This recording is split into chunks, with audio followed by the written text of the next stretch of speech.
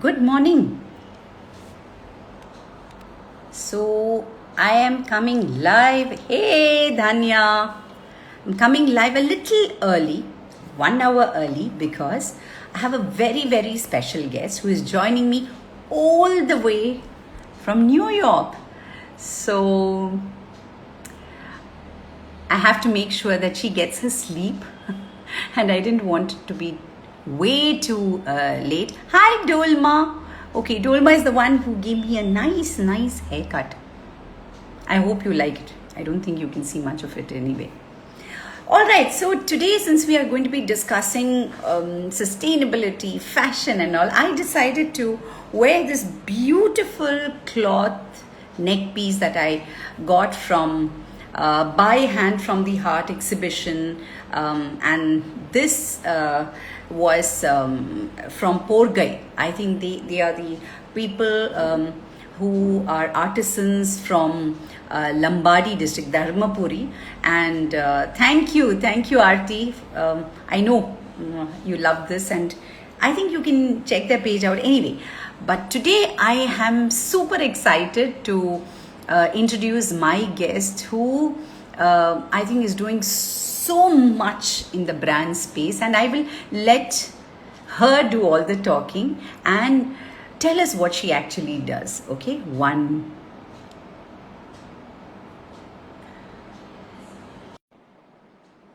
Okay, I'm going to wait for Dhanya Balasubramanian to join me all the way from New York. And there she is.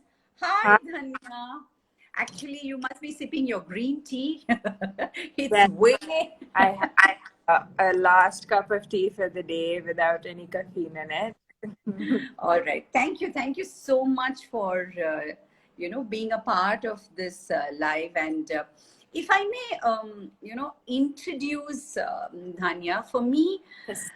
she stands for this person who's out there showcasing so many brands in her awesome page called Paprika.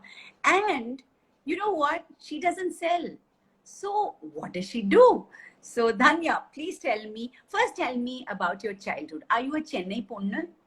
Yes, I am. I am. Chennai is home. I grew up there. I went to Chettinad Vidyashram, lived in Kuttupuram. My parents lived there. Very much we consider that home. But I've been outside the country as an adult since I was 17, so it's going to be a while now. Uh, Mm-hmm. but I went to college in Singapore and then worked Okay. there, and living there since. So um, now I am currently in New York. It's really late at night, and I'm so glad to be here talking to you. But Chennai is definitely home, and it is the reason that I do a lot of the things that I do. So when I going back to Paprika, so it's interesting. I always find it hard to describe what I do, just because I use it as a platform to do so many things, Yeah. and it's different things to different people. But if I were to summarize it, I use it as a consulting platform now in its current form. I work a lot with founders and help them shape whatever part of their business strategy. So I'm currently working with a jewelry brand, helping them set up their business in India. So we're working Wow. from scratch. We work on the entire design portfolio, talking about their marketing strategy, branding strategy, all of that. So that's kind of one aspect of things I enjoy doing. This is, however, my side gig for kind of my full time life. I actually work here. I'm the director of e-commerce for Burger King's North America business. So that's kind of my Wow. job. But the good thing is I work in e-commerce and marketing as my full-time job, and I'm able to translate a lot of that into what I do with small brands in India through Paprika. So it's currently a consulting platform. The idea is really just to create education and awareness about conscious brands. I also use the platform to just tell people about brands. Often enough, I feel Yes. you don't know where to go find conscious brands. As far as India goes, there are marketplaces that sell conscious products, which is great.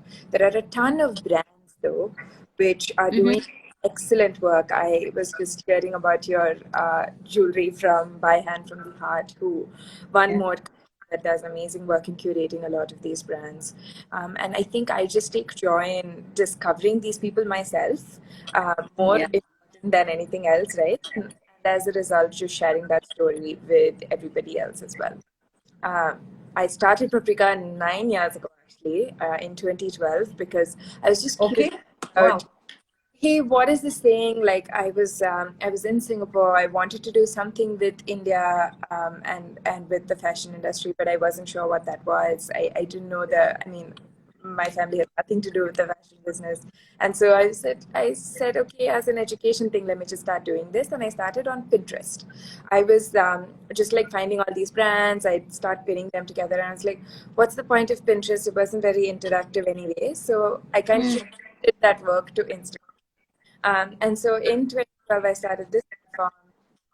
Just started like putting some pictures together. It really started as, oh, this dress looks nice. That person is a good designer. Like it started like that. And then eventually I really stumbled on to handmade products and conscious brands. And I was like, oh, there's a whole industry of people who work with artisans, work with communities, build products, and sell. And often enough, a lot of them were women entrepreneurs. That I think was Yeah. part, right? Like they were just like these women who had normal lives, but like would have this Correct. extremely cool brand, that was doing some amazing work. And I was like, what is this like little secret in history that like I had no idea about? Um, and it started that way. And I think today I enjoy meeting women entrepreneurs more than anything else through this platform. I'm always open for a conversation, and that's just what I do as the whole platform. This is so amazing because thanks to you, Dhanya, I got connected to an awesome woman entrepreneur, Ramya of Heights Studio. Right. And I see you might have heard of them, but you always feel that, I mean, if I'm not buying anything, I don't know. But I think that is where we need to stop and pause. You don't have to buy. You need to kind of look around and see because there are so many stories. I mean, I see Aarti has spoken about Ranga Sutra, Right. and yeah, and there are so many people. I just had an occasion to meet a lot of women entrepreneurs, a lot of first-time women entrepreneurs. But now I feel there is a place like Paprika where they can actually reach out to you and ask you, maybe your suggestion. I mean, you could give them, whatever you can. Um, and so, what does sustainability mean for Dhanya and Paprika, of course? It's been a journey. It's been a journey, and I think it to be a journey of just about this as the world goes, as we as humans this, right? I am one of those people who believes that anything in moderation can be sustainable. It's a very, very gray topic, as far as the industry goes, right? It's very hard to define. Like, what is a sustainable brand? If it's Yeah. made from silk, is it sustainable? If it's made from leather, is it sustainable? If it's made from cotton, is it sustainable? Like, there is just so many questions that you need to ask yourself. There's an excellent book that I read in, I think, first time in maybe 2013. It's called Sustainable Fashion and Textiles by this Okay. person, Kate Fletcher. She's done a ton of. She's a PhD in the industry, specifically about what is sustainability. She goes into the science and the logic of all of it. And but as you read that book, she raises important points. She's cotton needn't be sustainable. It's about how you produce it, which part of the world you produce is, how much water it takes, how often you use that cotton after you buy the product, right? Like, what do you do with it to like throw it in the dump or like upcycle it or do something? And she really makes you question what the definition of that is. And so I think my whole journey with this word has been that recently I've spent a lot of time just essentially educating myself about what a conscious brand means, and at the same time trying to just create material and create knowledge and awareness about what that is, right? I still think it's up to you. The definition is up to you, but you need to know exactly what, when, something, and why you think something is conscious. Today, I feel like conscious fashion is becoming a mass word. So a lot of fashion brands have just started using it without any question of like why they're conscious. I think as a consumer, we need to ask the question. Like, if a brand says, "Hey, we make sustainable jewelry," then like don't take it for face value. Ask why they're sustainable. It might be Yeah. reasons, right? Like they might be working with plastic products. That is like they might be upcycling plastic, but they might be employing laborers and upskilling people to actually become artisans. Then that's how Wow. they become sustainable, right? And because they are upcycling plastic, they become sustainable because they are reducing landfill wastage. And at the same time, an organic cotton brand could also be sustainable because they figure out how the land can be, kind of done agriculture processes more sustainably, and then they take that cotton and make clothes out of it. I feel like there are some basic principles that are very common. Number one is they somehow are using products that are natural.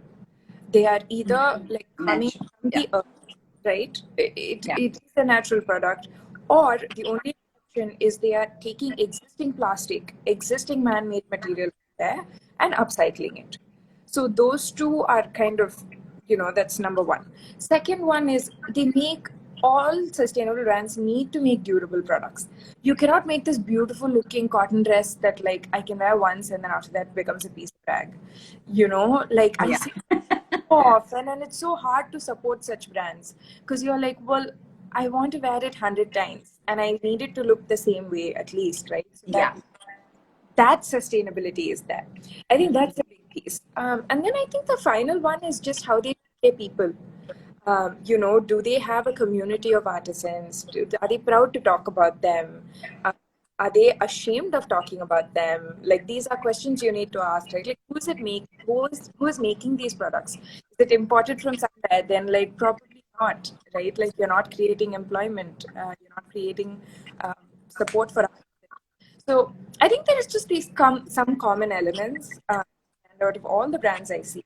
Um, but again, I want to end that with it's up to you, and it's up to why you choose a brand to be sustainable. I can see so many love signs and hearts and all for Paprika.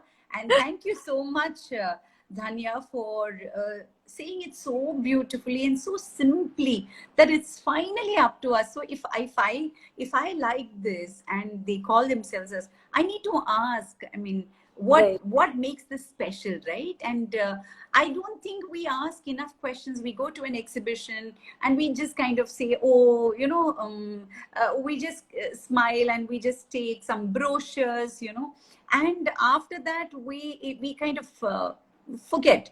right. And I love the definition of sustainability. I think, I mean, I'm not going to forget this at all. I mean, ask those three questions. I mean, what are they doing? How are they treating people? And is it durable? So if I'm buying something just because it's, sustainable and all, then it disappears after, a couple of uses, then I think that's not really. So, were you always interested in fashion as a child growing up? I don't know. I don't think so. I feel like I cared a lot about what I wore, and like my mother was always very interested in it. It was always a good like hobby project for both of us together to go shopping and figure out what to do with our clothes. Yeah. But the extent of it, like the extent of the interest was that much. I remember just as a child going so many times to these silk houses like Nali and Kumaran and Huh. these, right? And just being like, wow, what is this like place where they keep all these beautiful products? And that was the extent of it. But I think my kind of interest grew when I was studying in Singapore, when I learned more about the industry, and I think from a more of a business perspective, I was educating myself about the retail a lot.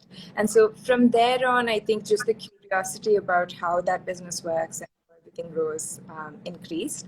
My first job was with a Japanese retailer called Uniqlo.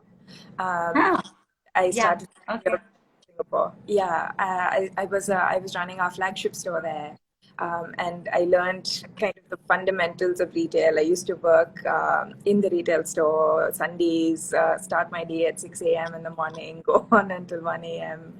It was a crazy 2 years of my life where I learned everything you can about why this industry works the way it is and what true kind of love for retail means, right? I have great respect for the work culture, the ethics of business that Uniqlo taught me, and that the brand truly is success because they believe in that, right? And somehow you can Wow. translate that to all these other small brands that I'm talking about. They're almost always ethical because of the principles they believe in. There's a little bit more of a purpose beyond the I'm here to just sell some Yeah. products. I'm not just Yeah. a money, right? Like I have more value creation that I'm doing.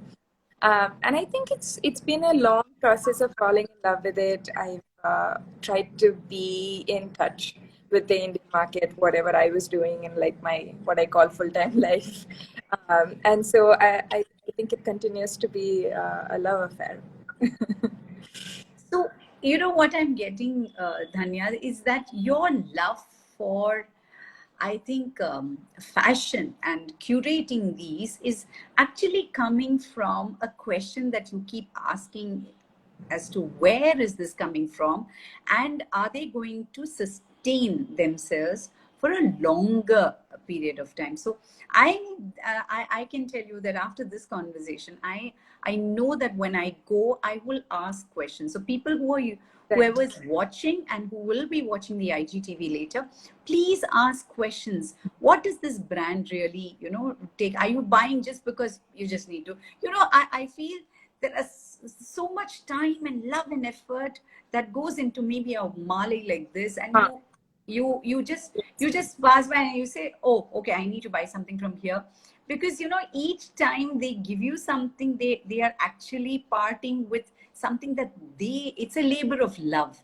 And I Absolutely. think that is what Paprika for me, seeing your grid, okay, and the millions of followers that obviously you built it up over a long time, and it's Yeah. not 9 years is a long time. And to keep sustain, we know that on Instagram we know how the algorithm works, right? I mean, Right. it keeps changing. I'm still trying to figure out, but that's okay. I do what I love doing, so I just keep at it. So how did that word come, Paprika? How did you, is there a story behind it? No, it's funny. It was this thing I always so it's inspired by the paprika, the spice. So Yes, it's of course. Yeah. I just liked the sound of the word, I think, and I told myself that whenever whatever I started, it would be called paprika. It was like this Oh, that it just had me okay. in my head.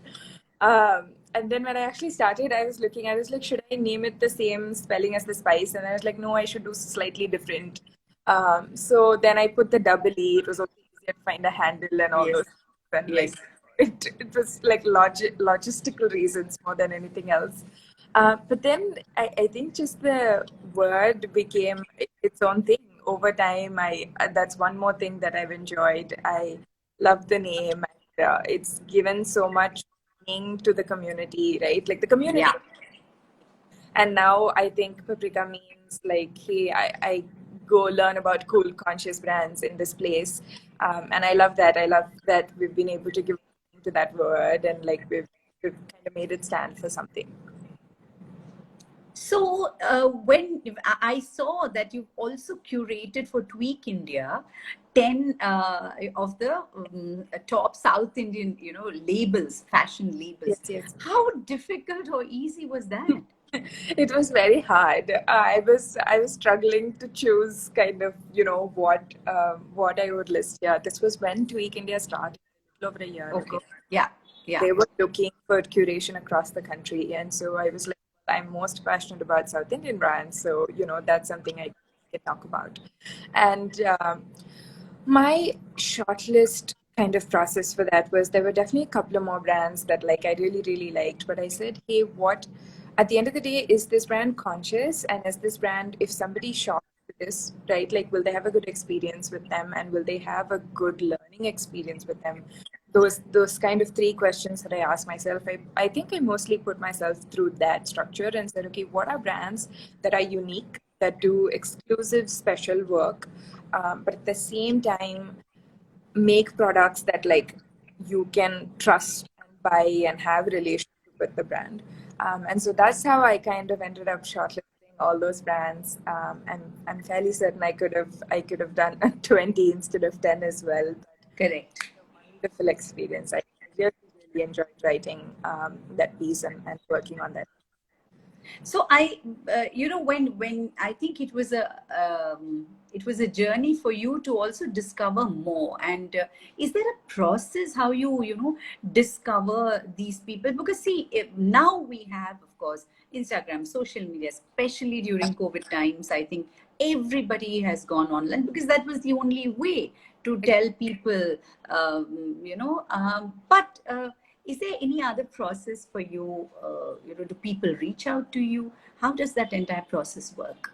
Yeah, no, it's funny. When I started, I think people misunderstood my motivations and they're like, you're trying to steal our designs. And I was like, no, no, no, quite the contrary. You cannot stop. I'm just trying to tell people that you as a brand. And so initially, when it started out, I would reach out to brands and I like, this is what I do. I post about the brand and just talk about them. There have been times when I started looking wide, right? Like for me, I think just the process of looking for a brand is so exciting. Like I really it's so much fun. Like discovering a brand and looking at the history of what work they've done, looking at their creatives. More than anything else, I enjoy that too. And so for me, it's the pipeline is mostly me like looking for these brands actively and learning about them. Second, of course, is a larger brands reach out where they say, Yeah. like, this is the reason we're conscious. I saw you talk about A, B, and C brand. Could you talk about our brand as well? I encourage all of those. If I believe the brand is conscious, I do have to ask the question, hey, can you share a little bit more about how you work? What do you do with your product? How do you make it? Who makes your products? And all those questions, which initially was hard for me to ask because I felt like, okay, like because anyone's work, I feel like anyone's business, you shouldn't like disrespect it. Everyone's business exists for a reason. It might not be conscious, but it might still be a business they're very proud of. But then over time I realized it's better to ask that question and like understand whether the brand is conscious or not, instead of kind of not that or getting away from my agenda, which is to focus more and more on conscious brands. So it's been a two-day journey, me reaching out to people and people reaching out to me, and it continues to be like that, which I really, really like, because one thing I've noticed is that a lot of brands have a life cycle, and typically this life cycle is about 10 years. If you see, it's in that 15-year range, and as more brands go away and change their purpose and change their work, more brands come on board, right? Where they keep doing more work. And so I feel like this is not a end all question. Like you can't ever be Yeah. done covering brands, right? Like Yeah. Yeah. it's going to keep turning around. It's a cycle. And with every cycle, there's fresh innovation that comes with the products. There's fresh innovation that comes with the materials they use and how they market and, how they brand themselves. So I feel like it's a continuous loop that you're in, and I very much enjoy that. And you know something, Dhanya, this fashion is such a personal thing, right? Right. It is so personal. I mean, what I like, you might not like, and and people saying, "Oh, she can afford it," or this is not something that I even want to. Because how do you get through that? Because your grid is, it's something like you want to show you want people to discover conscious fashion. That's what I'm getting from our conversation, and the fact that you are so particular about the way you even feature those brands. But fashion is so subjective. How do you deal? I mean, are there some days when you say, now that was not something that I wanted? Right, right, absolutely. Oh, I get that a lot. I'm very, very particular about the creative approach that brands take and have a certain style. You'll notice that when you, I think, go through my feed, like there is a certain look and feel that I go for, Yes. and there are definitely brands that I come across where, right, I'm like, I don't know if I'd ever buy anything from this brand, but they're doing good work. I feel committed to sharing about their good work. I kind of let that decide. Though it's so right. It's very hard to, I think, limit the curation to my personal taste. To a large extent, it definitely kind of, decides the brands that I choose and all. But I try not to limit it to that. I have been a merchandiser, and as a merchandiser, you're always supposed to close your eye to your personal preference. But Yes. the things that sell, pick the things that make sense for the market at large. And, I often find myself thinking about that conflict a lot. So it's funny that you asked me. So, I mean, that's a very, very important point. Where do you draw the line between your personal taste and for the larger good, and figure Yeah. out? So, I'm going to take this one question that Acha Masala is asking. Of course, they love your brand name Paprika, but they've spelt it with Paprika. I hope it was not tricky to get the trademark, but the question is, being too exclusive has its drawbacks. What do you think? And Yeah, also, one more question: conscious brands should not necessarily be more expensive, right? That's Aarti. Yeah. they are. Unfortunately, I'm gonna start with the second question. They Yes, start yes. because it's made most likely with a combination of someone's handwork and some part of work, where it's not churned out in thousands of numbers in a factory, right? And just the simple labor cost when you divide it, it's going to be a higher labor cost. Second is if it is a product that was actually meant to last longer, which often could be, right? That's why I'm telling you that you should ask them, Yes. is this going to actually last longer? Or, sometimes your polyester shirt will last you 15 years, but this Yeah. cotton shirt from this conscious brand needn't. And Okay. so in that sense, like what outweighs what, right? Like that's a decision you need to take. If you're going to wear that polyester shirt that much more time, then yeah, maybe that's why you bought it, and like that's how you are being conscious in keeping it in your wardrobe for 15, 20 years and constantly using it. So I'm trying to say that if it is an organic cotton product, it's going to be more expensive than a polyester product. It's just the laws of how these materials come about, right? And how the harvesting is, how the yarn making process is, and how the manufacturing, the whole thing. That said, I do not agree that conscious fashion needs to be luxury. Yeah. Often conscious brands end up being luxury products, which I think is so sad, because then how else is the rest of the country supposed to become conscious? Right? Correct. If Yeah. we Yeah. if we keep it. So what I really love in the past few years is all those brands who are taking these hand woven products, or partially hand woven and machine woven products, and making them available to a wide variety of audience, right? Like that is so important, because a sari that is 3,000 rupees can actually be really, really conscious.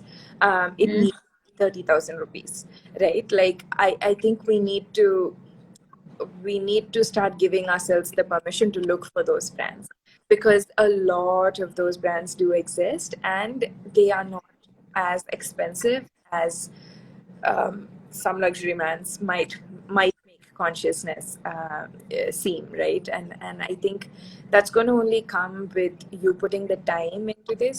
If you're someone who collects sarees, please go and look for these, because there's enough of them out there on social media, on Correct. the websites, right? Like, do a little bit of research to push outside your normal shopping behavior, and see what's there. My recommendation would be to, like, check Paprika. Like, we talk a lot about brands that are conscious, and in, through that. There are several other platforms where they're either influencers or personalities who talk about conscious products. Like, just try to educate yourself, because none of this is easy, right? Like, I find often the question is, just easily tell me how to become conscious. Like, it's not easy, it's hard. Yeah. It's, you need to put the work into it, and every benefit you get from it is as you start educating yourself more on this, right?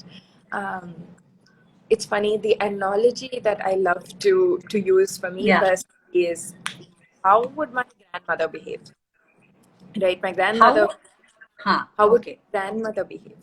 So Okay. someone who lived 50 years ago, right? Like, 50 years ago, she was my age. Um, how would she have shopped? What would she have bought? What would she? And the answer is, she would have shopped local. She would Yeah. have shopped from the people near her. She would have Yes. shopped everything natural. There is no doubt about it. Everything that they wore would have been natural. She would have shopped for things that were completely durable and from natural materials, because we didn't have as much plastic and products Correct. sanitized years ago. Yes. Yes. And she would have used the hell out of them. She would not have thrown away something. Even after it broke, she would have fixed it, and she would have continued using it, right? And I can't think of something that got thrown away ever in my grandparents' house. And so this often for me is the framework that I like to use for these brands as well, and for learning about what should be the right decision that you need to take. I am loving this analogy because I think this is the best way. It's like, why are we all going back to the roots? Why are we going and saying that this is how? Remember how fashion came, the puff blouse, Huh? for saris, and we used to say. My mother-in-law, who's 92, said that she used to wear a lot of checks, all Right. right, check blouses. And then when I started wearing, she says, but this is what we wear. It's come back, is it, in fashion? So she was very aware that it had gone off.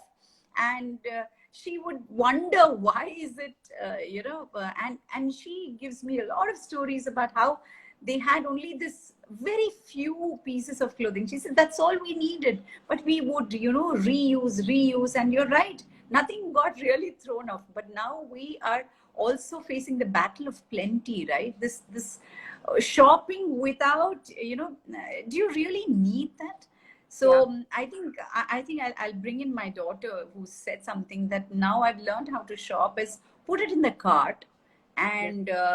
and then go back to it in 3 days. Do you still want it? And then Yes. you realize it was just an impulse. And this is where I'm really so happy, Dhanya, that you actually taught me how to ask those questions. Is it durable? Is there a community that is into making this piece of jewelry or clothing? Or and thirdly, what kind of sustainability? You gave me a new definition of sustainability, because I don't think we are only going to be talking about cotton. It could be plastic, but they could be Yeah. employing people to, they could be giving, I mean, this plastic that's thrown away, which is of Yeah. no use, maybe they are taking something. And this COVID, I think, so how did you deal with all these brands during the COVID times, Dhanya? Because it would have been very difficult. I mean, all of us were facing it, right? So how Absolutely. did, It was in the lot. A lot of the small brands were in that place. I think okay. it was interesting though. Everyone I spoke to had a very optimistic view about it.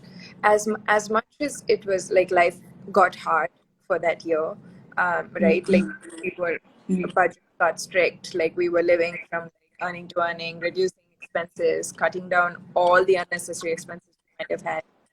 But everyone was optimistic that this was time for them to think, to go back to the Yes. drawing board, right? They all said, okay, I'm going to um, take these 6 months and like rethink what my brand is trying to do. Like, what are the products that I always wanted to do that I've just never done?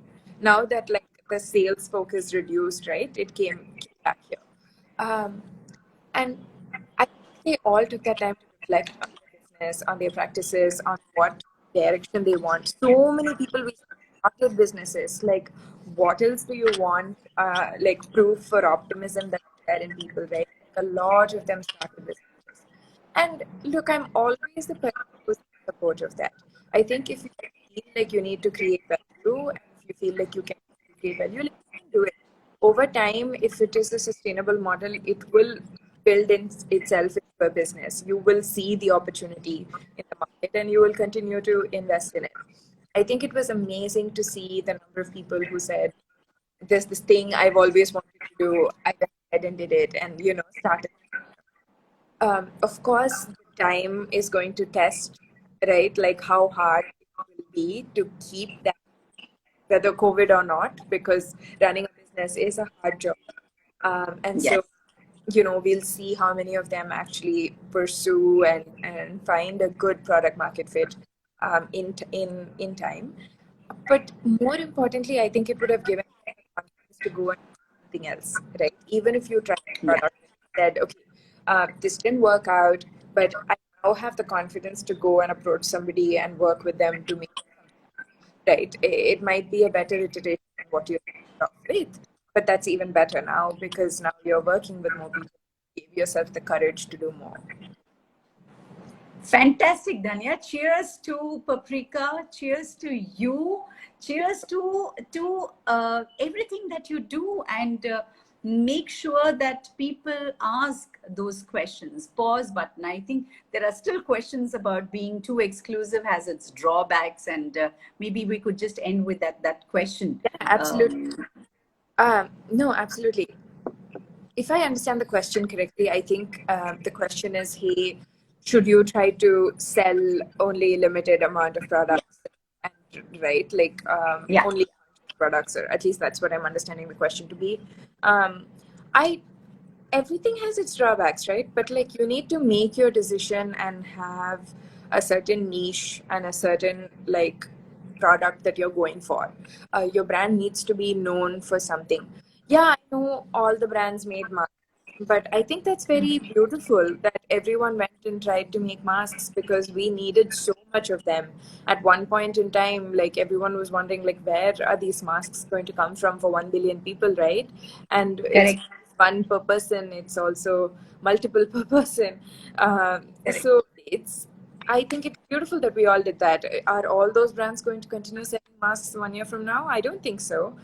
They Yeah. all reacted to the temporary stimulus from the market, and a lot of them, like, that was the only way they made money in those COVID months, which is very Correct. important.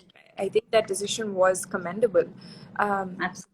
Going back to your question about being exclusive, I think you should decide what your brand is known for. You should decide what your brand is going to specialize itself in and go for it, right? Like, that's the only way you're going to build a name for your brand.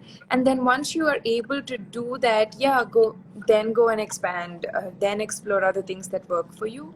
I think it's always better to start with a smaller subset, a more exclusive approach, and then expand to something more generic. Beautiful. Thank you so much. So, my biggest takeaway today, Dhanya, has been that we not only, as people who shop, we need to ask questions, we need to find out a little more about the products we are buying, but also for the people who are creating brands, think, rethink, maybe reinvent if it's not working for you. And like you said, a typical life cycle of a brand, 10 to 15 years, you might yourself get bored, then reinvent, because if that is what you want to do that. And I think COVID has given us that time to pause. For all of us as a storyteller, I've sat and paused, I've adapted to this Right. little screen out here. So all of us need to just ask questions. I think we're not asking enough. So ask yourself, ask about the products that you shop, and go check out all those people who will be watching the IGTV. Go check out this wonderful paprika that Dhanya has built over 9 years, and it's a labor of love, and it shows. It's something that is so beautiful. And now I know the true meaning of discover conscious fashion, because I have been in conversation with somebody who's so conscious about what she gets to the grid and what she actually resonates. I mean, what she actually presents out there, because she truly believes in it. And if she didn't believe, it won't be there. So thank you so much, Thank you. Dhanya, and a very good night to you. Thank you for keeping awake, because I know it's midnight there, but thank you so much for doing this.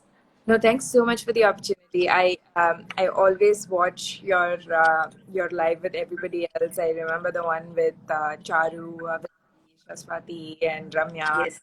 Right, I've seen all those, and really, really adore those women for everything that they do, and I feel very lucky to be here on the same platform where all these people that I look up to are there. So thank you so much, How beautiful. and of And course thank you on, for yes, you for inviting Paprika and giving us an opportunity to talk to all the people who are fans. It's so nice to be here and to I share. can't wait to meet you in person sometime. And Yeah.